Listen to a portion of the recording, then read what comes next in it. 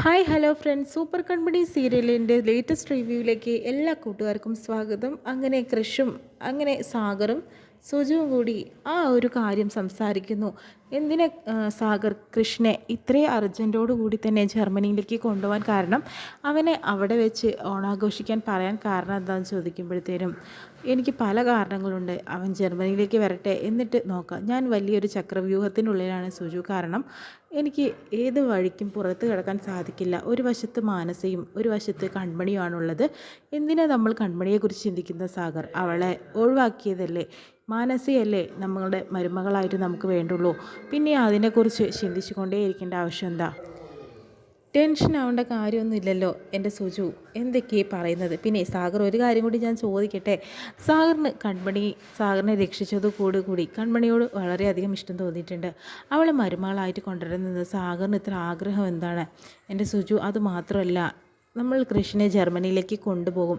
അപ്പോഴത്തേനും മാനസയെ അങ്ങോട്ട് കൊണ്ടുവരാം. അതിനുശേഷം അവിടെ ഏതെങ്കിലും ഒരു അമ്പലത്തിൽ വെച്ച് അവരുടെ വിവാഹം നടത്തി കൊടുക്കാം. സാഗർ എന്തിനാ ഇങ്ങനെ ടെൻഷനാവുന്ന? സാഗർ, ഇങ്ങനത്തെ പ്രശ്നങ്ങളൊന്നും ഇല്ലല്ലോ.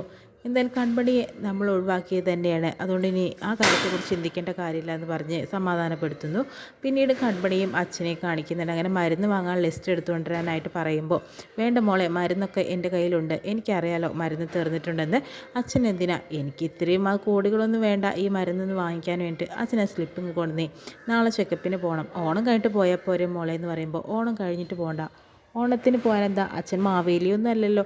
അപ്പേ ഒരു കാര്യം ചെയ്യാം, നമുക്ക് ഈ വർഷത്തെ മാവേലിയെ അച്ഛനാക്കാം. കുടവേറൊക്കെ ഉണ്ടല്ലോ. ഒറിജിനൽ മാവേലി വരുമ്പോൾ ഇവിടെ നമ്മുടെ അച്ഛൻ മാവേലിയായിട്ട് നിൽക്കട്ടെ എന്നൊക്കെ പറയുമ്പോഴത്തേനും കൃഷ് സാർ വരുന്നുണ്ട് കേട്ടോ. അപ്പോൾ ആപ്പയ്ക്കിപ്പോൾ ഓണമായാലോ, ഈ കൂടുതൽ പായസം കുടിക്കാനുള്ള ആഗ്രഹവും തീർന്നു കഴിഞ്ഞല്ലോ എന്ന് പറയുന്നു കേട്ടോ. എന്ന് പോടാ കൃഷി. അതിനുശേഷം തന്നെ ഗോകുലിനെ വന്നിട്ട് കെട്ടിപ്പിടിക്കുന്നുണ്ട് കേട്ടോ കൃഷ്. അതിനുശേഷം കൺമണിക്കൊരു നാണമൊക്കെ ആവുന്നുണ്ട്. അപ്പോഴത്തേനും ക്രിസ് സാറിനെ കാണുമ്പോൾ അമ്മായിമാരൊക്കെ അവിടെ നിന്ന് ഓടി വരുന്നുണ്ട് കേട്ടോ. ക്രിസ് സാർ വന്നല്ലോ എന്ന് പറഞ്ഞിട്ട് ഓടി വരുന്നു കേട്ടോ. എന്നിട്ട് അമ്മായിമാർക്ക് സുഖമാണോ എന്ന് ചോദിക്കുന്നുണ്ട്. ഞങ്ങളുടെ കുറച്ച് കാര്യങ്ങളൊക്കെ ഉണ്ടെന്ന് പറയുന്നുണ്ട്. പിന്നെ ഞാനിപ്പോൾ വന്നിട്ടുള്ളതൊരു പ്രധാനപ്പെട്ട കാര്യം പറയാനാണ്. കൺമണിയെ പാരീസിലേക്ക് കൊണ്ടുപോകാനായിട്ട് ഞങ്ങളുടെ ഡിസൈനിന് വേണ്ടിയിട്ട് അതുകൊണ്ട് പാസ്പോർട്ടും കാര്യങ്ങളൊക്കെ റെഡിയാക്കാൻ നിങ്ങൾക്ക് തയ്യാറാണോ ചോദിക്കുമ്പോൾ, ഞങ്ങൾക്ക് സന്തോഷമുള്ള കാര്യമില്ലേന്നു. പിന്നെ പറയുന്നുണ്ട്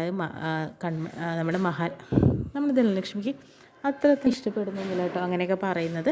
അതിനുശേഷം അമ്മായിമാരവിടെ വരുന്നുണ്ട്. സാർ, ഞങ്ങളുടെയൊക്കെ ഒരു കാര്യമുണ്ട്, ഞങ്ങൾ സസ്പെൻഷൻ പിൻവലിക്കണം, അതും കൂടി പറയാനാണ് ഞാൻ വരുന്നത്. നാളെ തന്നെ നിങ്ങൾ ജോയിൻ ചെയ്തോളൂ.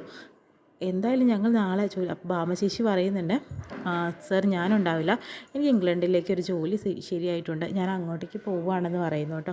ആയിക്കോട്ടെ സാറില്ല, നല്ല കാര്യമല്ലേ. പിന്നെ ധനലക്ഷ്മി പറയുന്നുണ്ട്, ഞാനും പോകുന്നുണ്ട്. പിന്നെ മനോജ് ചേട്ടനെ പിന്നെ ഗൂഗിളിനെയും കൊണ്ടുപോകുന്നുണ്ട് പറയുന്നു.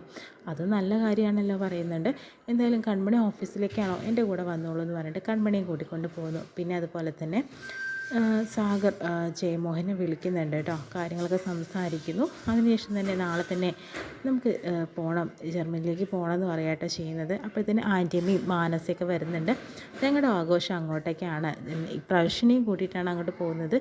ഓണാഘോഷം അവിടെ തന്നെയാണ്. ഓണമൊക്കെ നാട്ടിലല്ലേ അനിയും കൂട്ടാണ് വേണ്ടത്. ശേഷിമേ വിഷമിക്കേണ്ട കാര്യമൊന്നുമില്ല, കുറച്ച് ദിവസത്തെ കാര്യമില്ലേ, തിരിച്ച് വരുമല്ലോ ഞങ്ങളെന്ന് പറയുന്നു.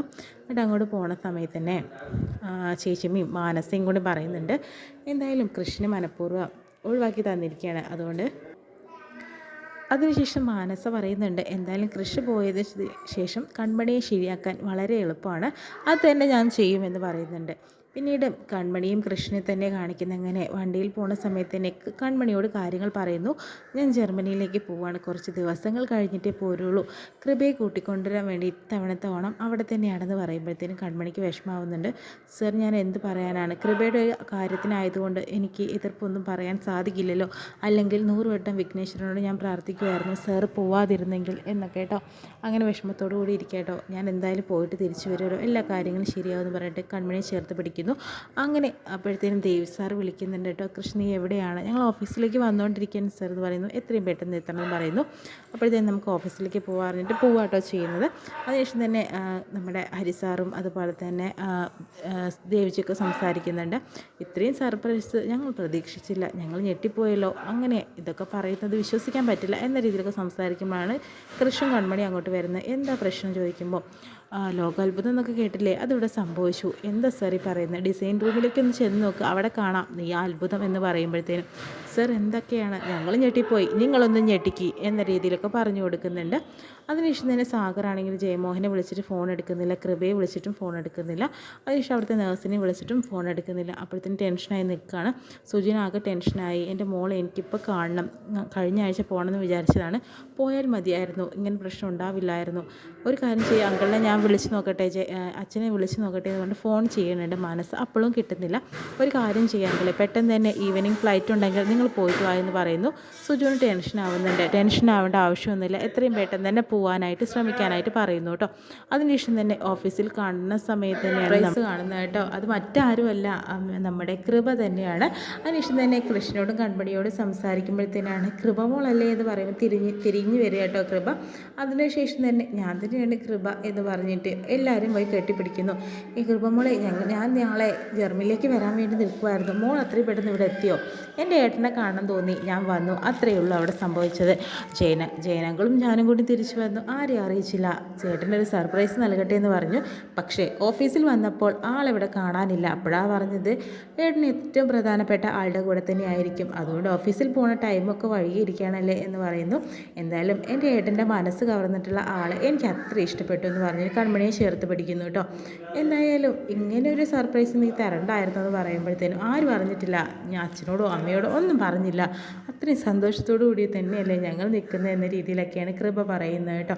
അങ്ങനെ എല്ലാവർക്കും സന്തോഷമാവുകയാണ് ചെയ്യുന്നത്. അപ്പോൾ തേവിച്ച് പറയുന്നുണ്ട്, മോളെ ഇവരുടെ കല്യാണം മോള് മുൻകൈ എടുത്ത് നടത്തി കൊടുക്കണം എന്ന് പറയുന്നുണ്ട്. അതിന് കൈക്കൂലി വേണം കേട്ടോ എന്ന് പറയുന്നുണ്ട്. അതൊക്കെ തരാടി എന്ന് പറയാട്ടോ ചെയ്യുന്നത്. എന്നാൽ നോക്കാം, എൻ്റെ ഏട്ടന് വേണ്ടിയിട്ടല്ലേ എല്ലാം ഞാൻ സഹിച്ചും ക്ഷമിച്ചും എല്ലാം ചെയ്തു കൊടുക്കാം എന്ന രീതിയിലൊക്കെ കൃപ പറയുന്നുണ്ട്. അങ്ങനെ കൺമണിക്കും കൃഷിനും ഒക്കെ സന്തോഷമാവട്ടെ ചെയ്യുന്നത്. ഇത്തിരി കാണിച്ചുകൊണ്ടാണ് ഇന്നത്തെ എപ്പിസോഡ് വിശേഷം കഴിയുന്നത്. പ്രൊമോ ആയിട്ട് കാണാം.